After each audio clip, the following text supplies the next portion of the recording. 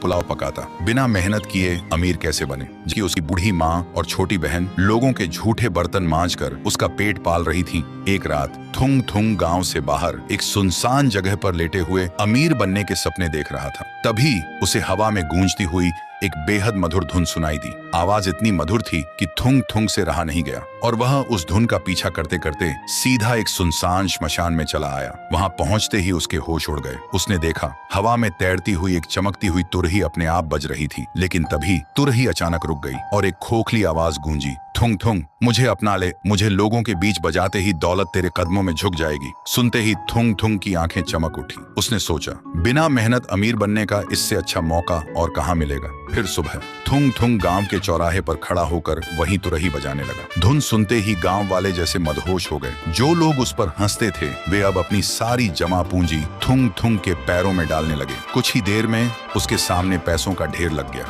लेकिन अगली सुबह गांव में एक हादसा हुआ। गांव के सबसे बुजुर्ग आदमी की अचानक मौत हो गई। सबने सोचा शायद बुढ़ापे की वजह से हुई होगी। थुंग थुंग को भी ऐसा ही लगा, इसलिए उसने नजरअंदाज कर दिया। फिर कुछ दिन बाद उसने दोबारा तुरही बजाई। इस बार उसे पहले से भी ज्यादा पैसे और सोना मिला। लेकिन अगले ही दिन गांव का एक जवान आदमी बिना किसी बीमारी के मर गया। थुंग थुंग को थोड़ा अजीब लगा, लेकिन उसे कोई फर्क नहीं पड़ा। फिर कई महीनों तक थुंग थुंग लगातार तुरही बजाता रहा और हर बार उसके अगले ही दिन गांव में किसी न किसी की मौत होती रही। धीरे धीरे सबको यकीन हो गया कि गांव पर कोई भयानक श्राप है, इसलिए सब डर के साए में जीने लगे। लेकिन इन सब के बीच थुंग थुंग लाखों रुपए और करोड़ों के सोने का मालिक बन चुका था। फिर एक सुबह जब वह तुरही बजाने के लिए गांव के चौराहे पर पहुंचा तो उसने देखा गांव में कोई परिंदा तक नहीं चहक रहा था और न किसी इंसान की आवाज थी। यह देखते ही वह चिल्लाया, कहाँ गए सब, आओ मेरी धुन सुनो और मुझे मेरा खजाना दो, और तुरही बजाने लगा। लेकिन उसे नहीं पता था कि उसकी धुन पूरे गांव की बलि ले चुकी थी। तभी उसकी धुन से मदहोश होकर उसकी बूढ़ी माँ और छोटी बहन उसके पास आईं और अपनी बची कुची पूंजी उसके पैरों के सामने रख दी। लेकिन माँ और बहन को देखते ही थुंग थुंग के होश उड़ गए,